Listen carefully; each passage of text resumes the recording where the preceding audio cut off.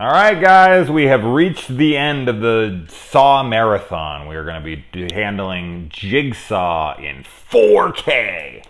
I was really excited to pick this up in 4K. It's funny because this was made, you know, like a decade after the other series. And while the other series looks fine, it looks good. This one looks so much better. You can just tell that this was made later on with nicer cameras, and the 4K itself is also getting batteries running out. I'm talking for too long. That last final chapter review was 36 minutes. Jesus Christ. That's ridiculous. I got to speed along. Now, I did do a spoiler review for this. I did a non-spoiler review, I think. I also did a spoiler review for this, or maybe I just did them all in one. I can't remember. So this will be the first time I've ever revisited a movie. I feel like Lee from Drum Dums. He does a revisited on Halloween like every week.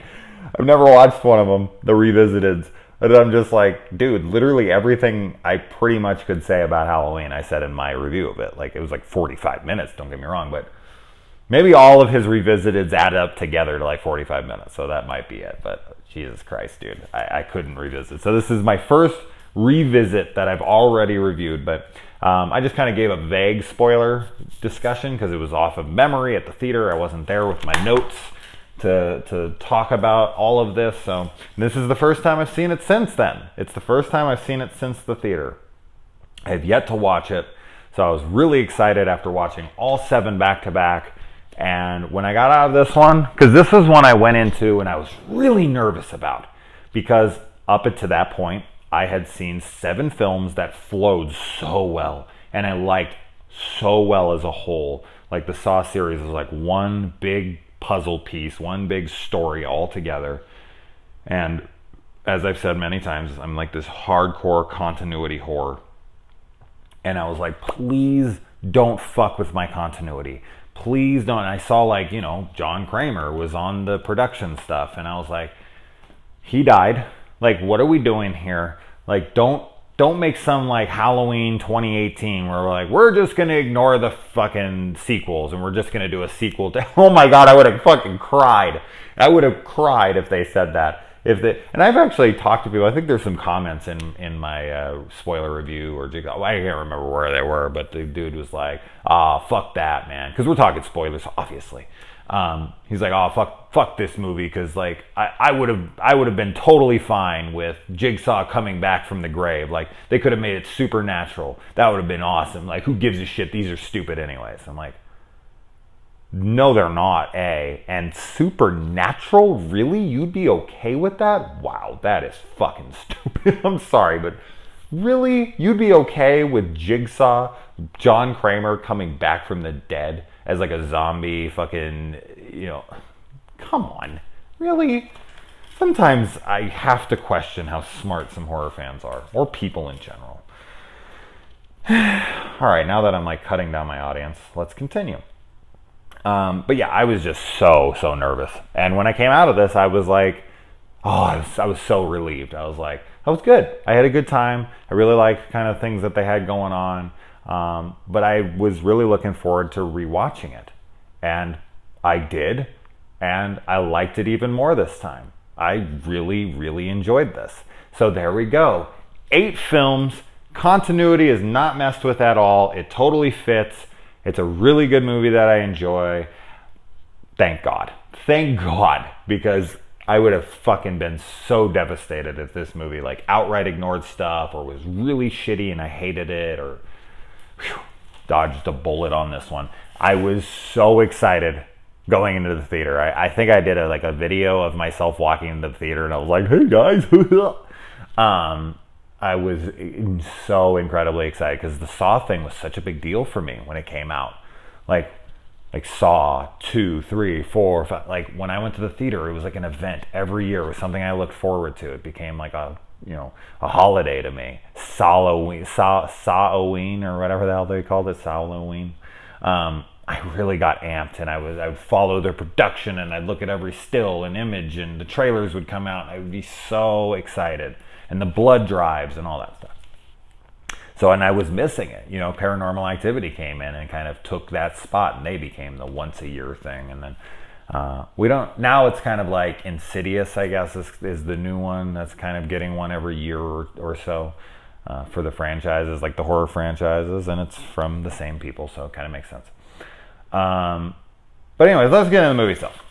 Oh my God. I can't stop complaining about the hot heat, but if you guys knew how hot it was out here.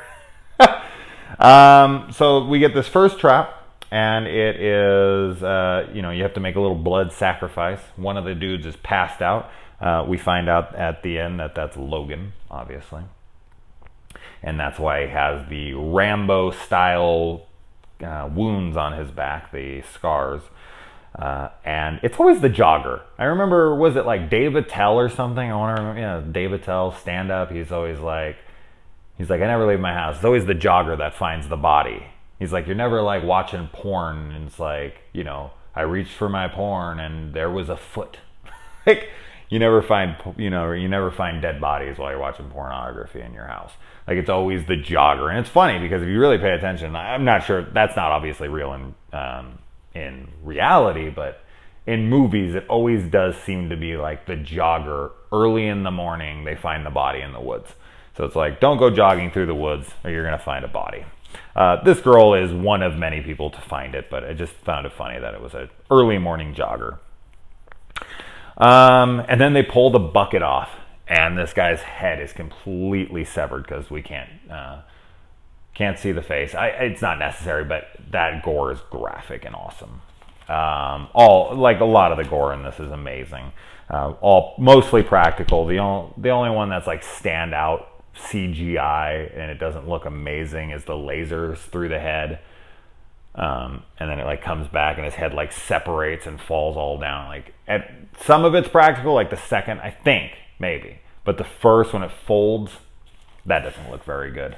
That was kind of a bummer. I was like, you could have done that practically somehow. You could have cut away and then came back and like had a head fall apart or whatever, but I didn't like it. We get to see a life-size Billy the Puppet come out on this huge tricycle, and in these Billy the Puppets, we have red glowing eyes. I thought that was a fun addition to Billy. Now, Billy, Jesus Christ,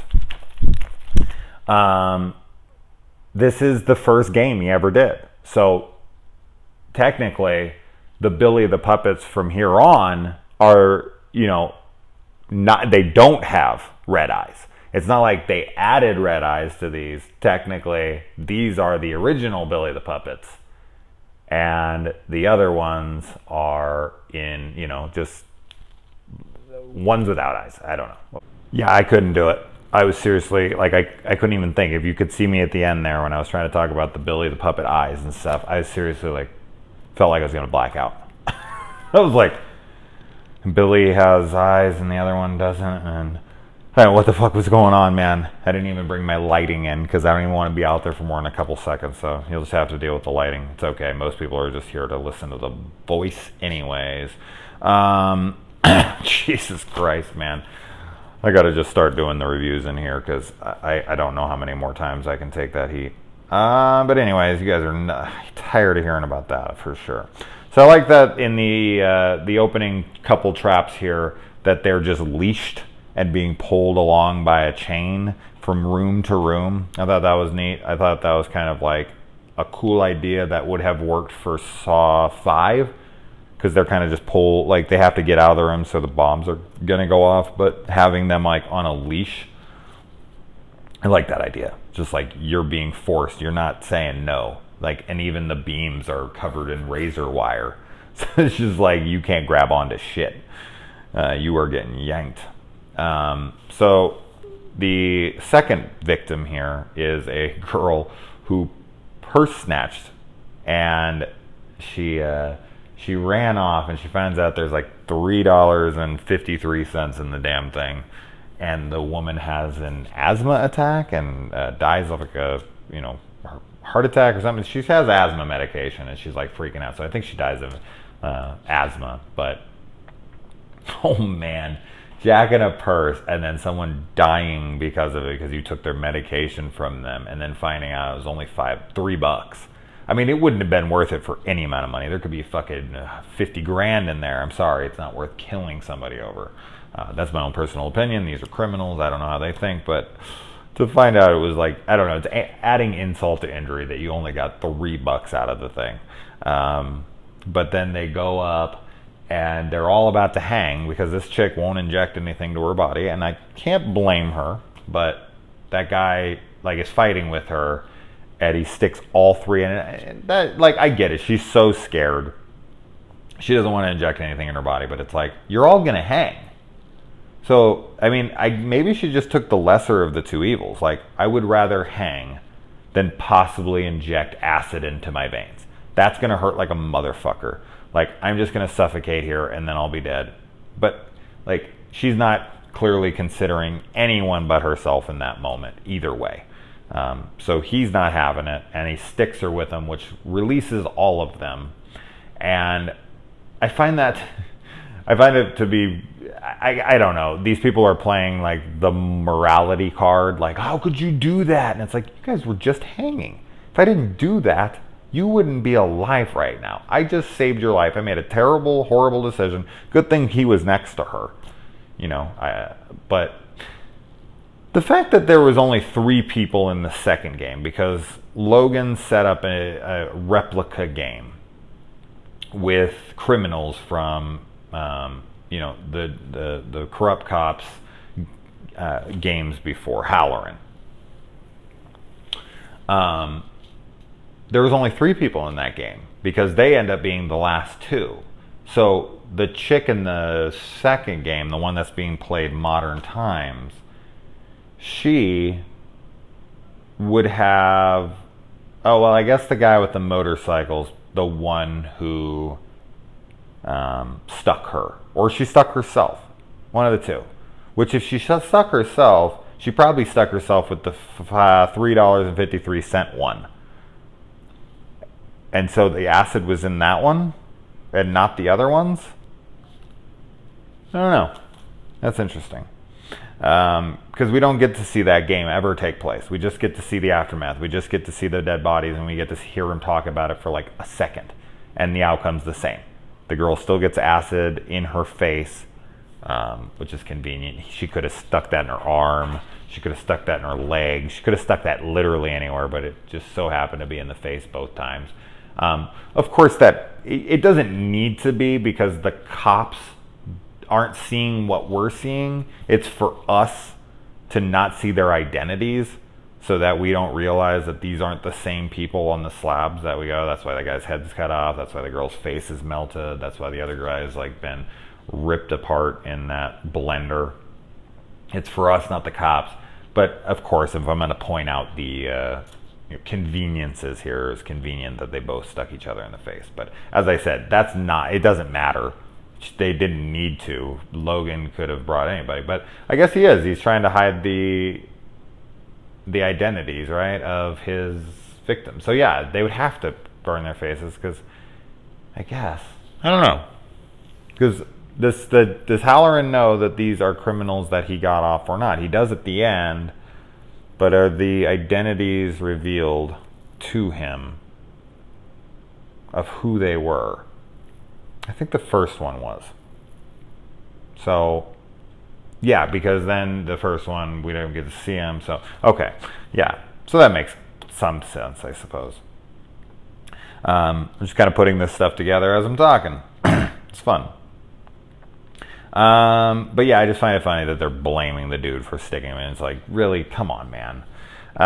Then he goes and he gets his legs stuck in that tension trap. With the wires. Oh my good God, that would be awful.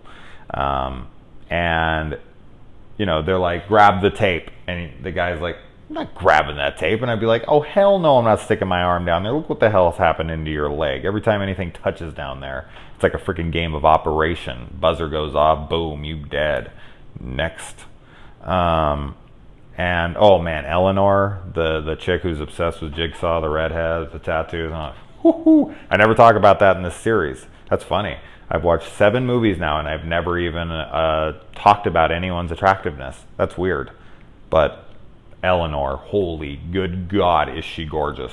My damn, she's the hottest chick in this franchise for me.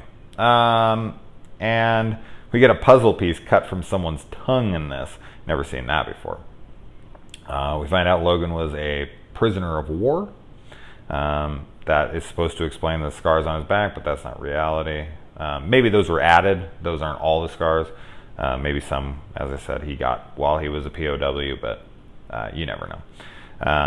And they're trapped in this silo, and I don't know what that is, like bran or something that's coming down, raining on them. And then they get stuck up to like basically like right here, right around like the clavicle. So they can't move. They're like buried in this shit. You can't get out of this stuff, man. It's like quicksand. And then they just start dropping like all these different implements, like freaking, all these saw blades and everything. Oh my God, just to sit there and watch stuff fall down. You can't do anything and you're trapped. Oh man, that would be so scary. And a knife goes in the guy's arm, which I thought was cool because later in the movie, he's only using one arm to do things because the other arm is fucked from getting hit with the knife. That was good attention to detail there. Spear Brothers directed this, who they did a movie called Undead back in the day, which I love, and they did Predestination, which is excellent sci-fi. Still haven't ever given Daybreakers a chance again because I wasn't a big fan of it the first time, but a lot of people love it, so maybe I'll go back to it. And they also did Winchester, which I did not like at all. I did a review on it here. It was just so generic and obvious and silly. I was not a fan. I think they did them like back to back, all in the same year. Like directed both these movies in a year. This is far superior.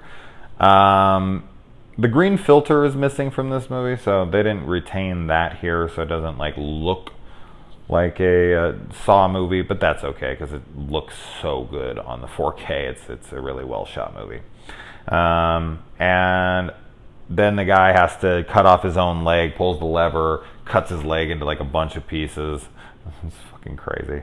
And then we find out that Eleanor, hottie ass Eleanor, is a Jigsaw trap collector.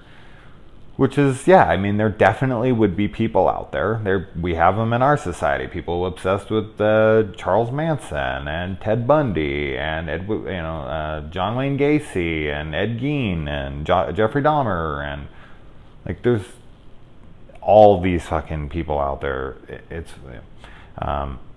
And it's definitely not considered healthy, but at the same time, it's not like completely outright illegal or anything. It's just she collects traps, and we get to see the rib separator that killed Carrie. We get to see the water box that almost killed Strom. We get to see the gun peephole one that killed the dude that I don't know if we ever get to hear his name or not.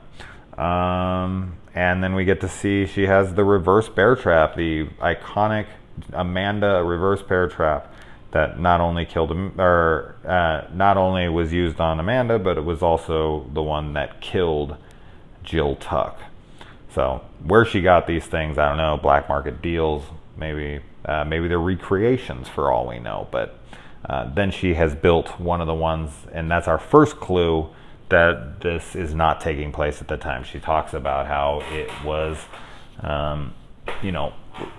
people that she was led to believe that, the kind of like, as the story goes, as the myth is, like, this was used in Jigsaw's very first game ever.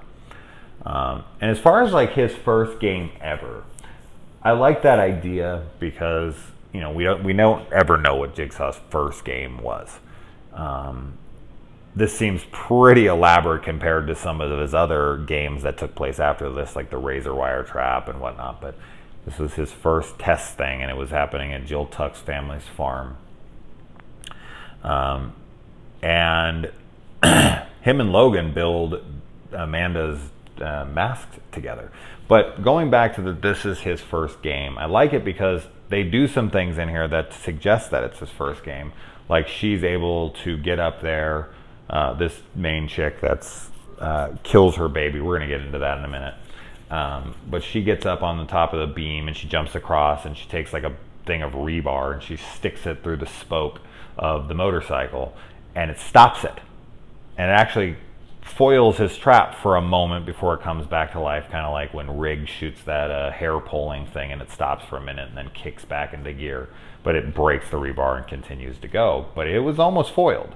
Like, she could have done that and then pulled his ass up out of there, or he could have used his hands and tried to pull himself up out of there, but he didn't. And it ended up killing him anyways, but that was a problem. And then she also went into one of the doors and used, you know, some leverage and broke it open and actually got her body like halfway out and saw freedom. No one else has ever done this. So that does seem like someone who's still figuring things out a little bit. So I like that. I like that there's a couple little faults in Jigsaw's stuff and stuff he has to learn from. Like, okay, I need to secure doors better than that, or maybe put up maybe that's where he got the idea to put up the, you know, the metal grates in front of the doors when Xander tries to break out of the doors in part 2. Jigsaw's nephew is killed. This is something we find out. And he was killed because a dude sold him a motorcycle with faulty brakes, and then he uses a similar, like exact same make and model motorcycle with the same engine that killed his nephew to power the device that kills the dude who killed his kid. So another poetic justice moment. So I like that idea. We never get to hear him talk about his nephew because this was just written into it for now. But yeah, he gets back at someone for killing a family member. I dig that.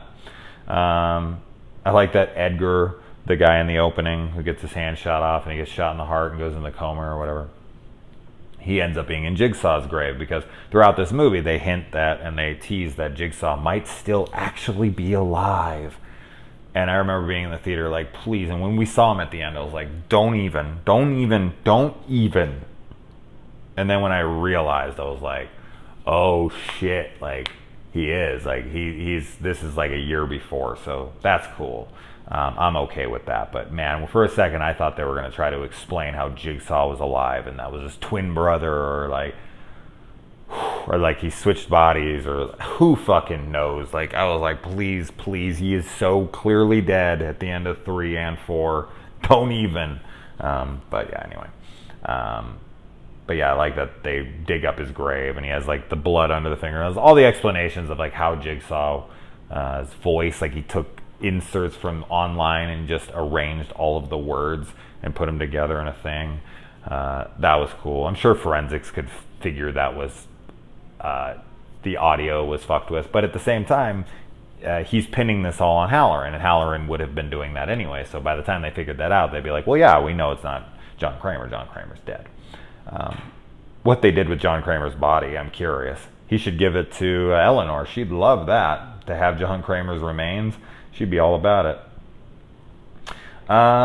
And we find out that big thing here was that Logan is pretty much possibly responsible for John Kramer's death, and possibly responsible for his breakdown and all of these games. He mixed up his charts, and Jigsaw got his brain cancer developed even more, and to a point where it was inoperable and a death sentence and stage 4 or something, and he died because of it. And he forgave Logan, because he is just like, it was an honest mistake, and he brings him in and he uses him, and they do these together, and they build Amanda's mask and whatever.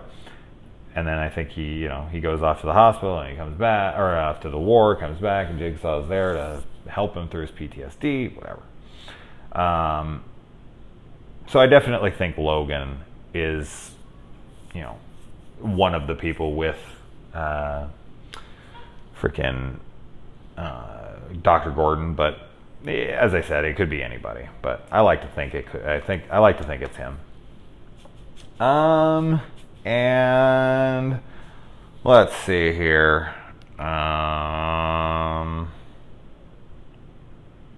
Yeah, that guy at the end, he killed his friends. He like fell out of the back of the car and his friends crashed and it killed his friends.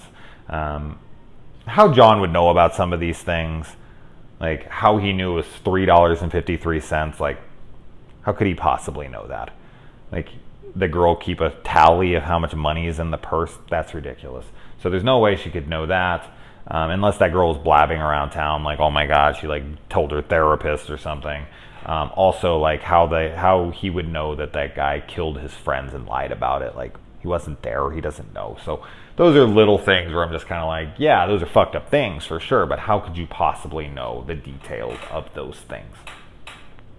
And then we find out that his next door neighbor, conveniently, smothered her baby because she couldn't take it. She could not take the screams and cries of her baby. She was having a breakdown. She smothers the fucking baby with a pillow and then puts it next to the dad and convinces him he rolled over her in the night and killed him. Killed the kid. And then he goes off to jail or whatever and hangs himself in a mental institution. There's some fucked up things to do in this life. That's got to rate up there. That's got to rate up there. To smother your baby and then make your husband believe he killed it in his sleep to the point where he commits suicide. And then to be able to live with that and also be in a trap like this and be like, I've never done anything wrong. Like, I mean, yes, she'd have to build denial walls around her, so I'm sure she's kind of used to lying about this to herself. And who the hell would want to admit something so horrendous, but... Oh my God. Oh my God, man. When I saw that in the theater, I was like, that is some dark shit. That's like Zepp listening to the heartbeat, but even worse. That's even worse, man. It's like way worse. I said that was dark. This is dark, man. This is dark shit. Oh, man. But anyways, I love that we find out that he gives them, you know, he says the shotgun shell is the key to their salvation. And he puts it in the gun. And not only does the gun backfire and kill the girl, but then the guy crawls over, grabs the gun, looks in the shell, and both their keys were inside the shell. They really were the key to his salvation. And that chick trying to kill him, and then he just lay there because he was tied like in the bathroom, tethered to this thing, and he probably bled to death within like an hour or two from that leg wound. But the fact that the keys were in there and they blew up inside the gun, I love it. I love that. I love that whole spin on everything. Like, that's a fantastic scene. That's a great, like, twist reveal. And then Logan being the killer who's framing Halloran for all these murders in Jigsaw's undiscovered game. I love that idea because this is a game no one ever discovered. The cops weren't ever aware of it. So he has to redo the game to make it look like no one else was ever there, that this was a new game and that it was being put on by Halloran, and Halloran is the cop who got all these people off, and it makes him look like he was trying to get vengeance, so to speak, for what he was doing. I love that whole twist of Logan framing the cop who, because the cop, the dude in the beginning, oh shit, what the fuck is his name? Edgar, there it is. Edgar killed Logan's wife. And after Halloran got him out of jail twice because he wanted him to be his criminal informant. And so Logan was like, oh hell no, you're not getting away with this. Like, I have something on my sleeve. I used to work for Jigsaw. Like, how am I going to do this? Okay, I'll go grab a couple criminals that he let off that should be in prison or dead. I'll throw them in this game to make it look like the game's fresh. I'll grab my alibi, Eleanor. She'll come with me. So it looks like he was there. He followed them there, but he looks like he was there. Like, everything points to he did it. He puts the puzzle pieces in his freezer, everything. Such a fantastic setup. I love the twist. I think this movie is freaking great. Like, seriously, a lot of people were like, this was whatever, it wasn't nice. For a Saw fan, this is pretty badass, man. This is a pretty badass movie we got here. So I'm really happy with it. The more I think about it, and just having rewatched it and kind of discussing it here and figuring things out as I'm talking about it, like I haven't really thought about it. Now I'm thinking about it. I'm going through these things. I love it. And I love, instead of like game over at the end, he's like, I speak for the dead. And he slams the door on him. I think that's a great closing line. And as I said, I didn't like the cut in the head. It looked super fake. But yeah, badass, man. Really good entry. It might even move it up my rankings, possibly. I don't know. We'll see. I might like it more than, I don't know. We'll see. I'm going to think about it. I'm not really a ranker anyway, so I don't really care. But this is a great entry. This is a great entry. So, yeah, I'm a fan. I'm a big fan. I'm really excited about this one. I'm okay with this being the end of the series, but I'd be down for more. I just, yet again, I don't want them to fuck it up. I don't want them to mess with something that's already awesome. So, yeah, I think I kind of talked about everything. But yeah, it was 10 years ago, all that, yeah. Oh yeah, we get to see Jigsaw on chemo, so his hair's falling out when he's at the house and he's kind of working on stuff, so I thought that was interesting. I think I said pretty much everything. If I missed anything, doesn't really matter. But yeah, so that's it, guys. The Saw series.